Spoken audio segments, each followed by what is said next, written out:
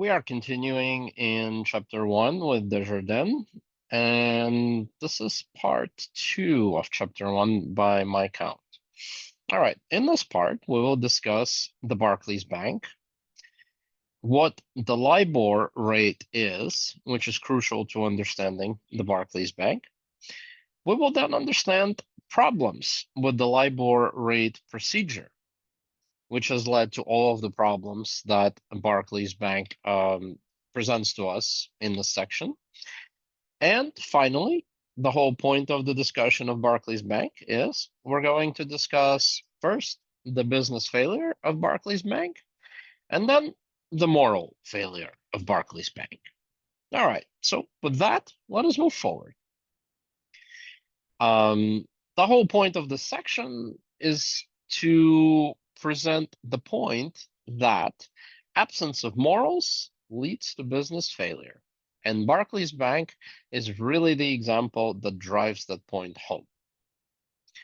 Desjardins, the author of our text, presents the Barclays Bank around 2008 as an example of business failure due to lack of morals.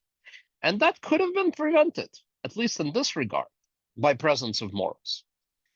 In other words, there are all kinds of business failures, and some of them are specifically due to lack of morals. Barclays Bank is an example of that. And the singular example of Barclays Bank, of course, is to help us think about all such business cases in which there is business failure due to moral failure.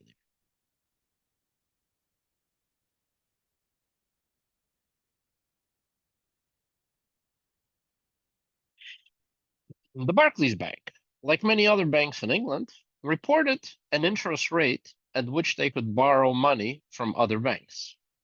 And all these reports were compiled, and an average rate, the LIBOR, was generated, which was then used as the interest rate that the Central Bank of England set for all banks. Right? So we're thinking about what this LIBOR rate is. And so banks borrow money from other banks, and banks loan this money to other banks at a certain interest rate. The higher the interest rate, the more risky the loan is thought to be, the less healthy and the more risky the bank's practices are thought to be, right?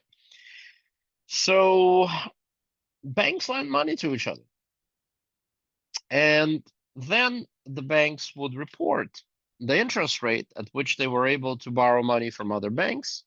And then the Central Bank of England would determine an average rate at which the money is borrowed and set that rate as like the target rate for all of the banks to be lending money according to, right? So one more time. The Barclays Bank, like many other banks in England, reported an interest rate at which they could borrow money from other banks. And all these reports from all of the other banks, including Barclays, were compiled, and an average rate, the LIBOR, was generated. And then this LIBOR rate is used as the interest rate that the central bank sets for all banks, at which they could borrow funds from the central bank, and even other banks would take cue from this rate as well. Let's keep in mind that the banks in all of this are motivated to underreport the rates at which they can borrow from other banks. They are motivated to report these rates as lower than they actually are to make themselves appear less risky and more healthy and more attractive to their shareholders and other investors, right? Investors look at banks, they see that they are able to borrow money at a low interest rate. They think that those banks are doing well and are healthy, and investors pour their money into those banks. So the banks are well motivated to underreport the rate at which they borrow, right? And when such an underreporting becomes systemic, in other words, by all of the banks, The gauging of the health of financial institutions is significantly undermined, and too many loans are given out. And there is more risk in the economy as a whole than it can handle without collapsing. Um,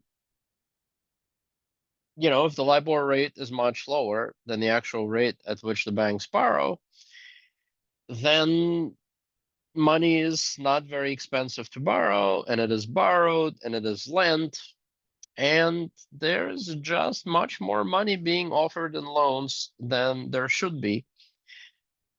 That is to say, much more money is offered in loans than that amount which the system could handle without collapsing if those loans are defaulted on, right? So we can observe a similar thing in the housing loans that were given out and up to and at that time, 2008. We're thinking of the 2008 financial crisis.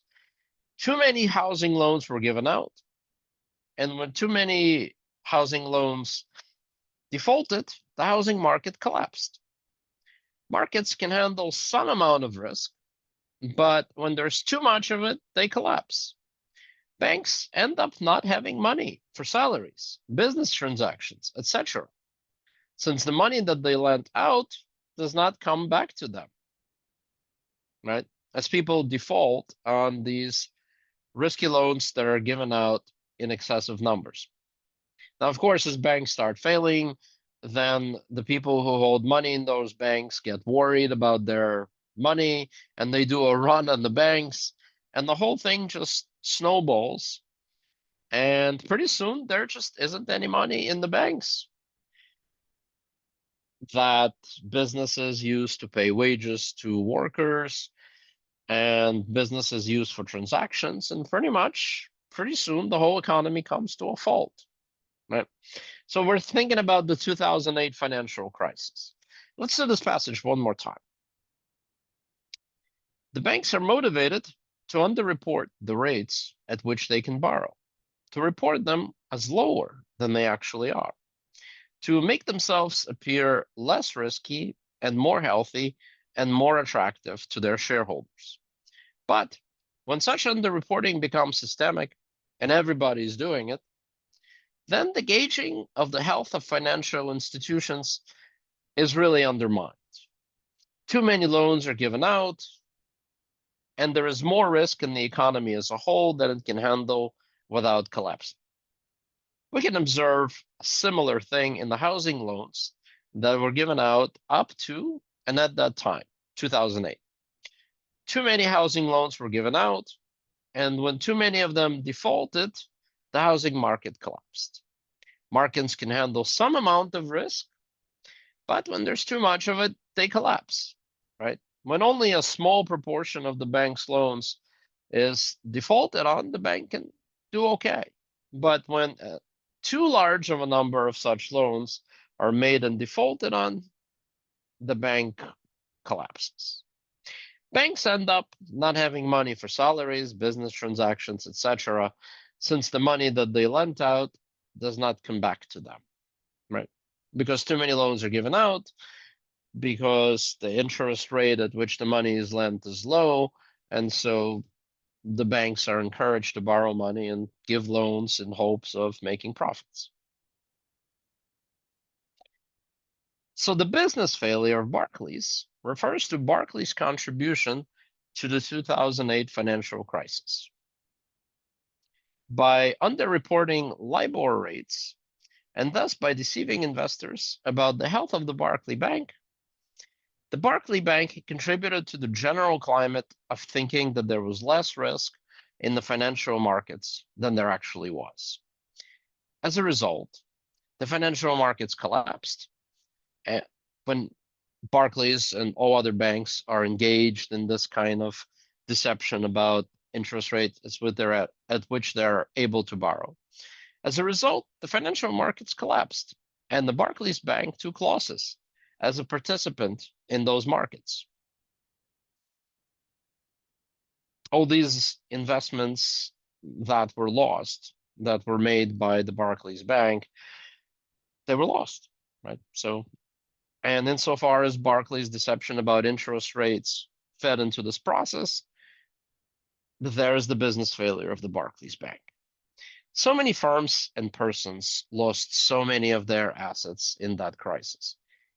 Clearly, financial crisis of 2008 was a business failure, and Barclays and other banks' deception about their interest rates, insofar as it led to this failure, were the practices that um,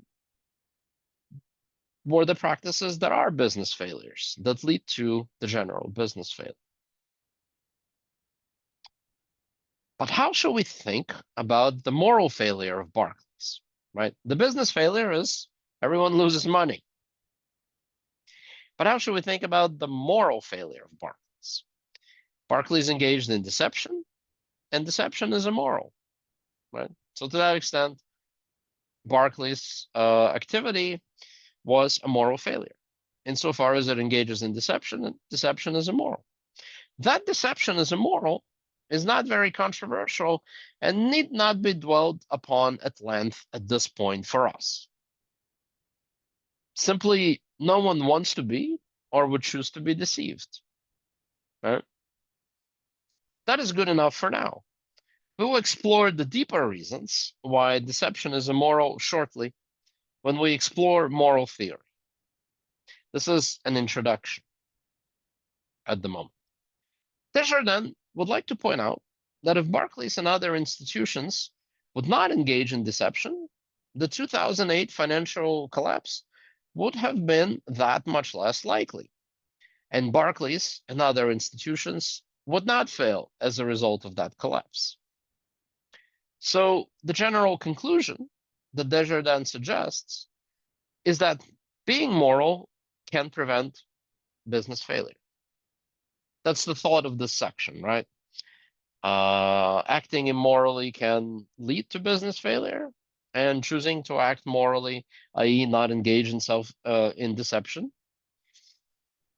So choosing to act morally, not engage in deception, can prevent business failure.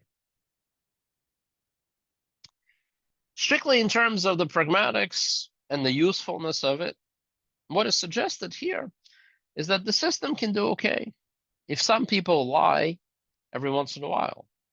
But at some point, when there is too much deception, the system bursts. The same can be said about risk. Some risk is tolerable, but when there is too much of it, the system collapses.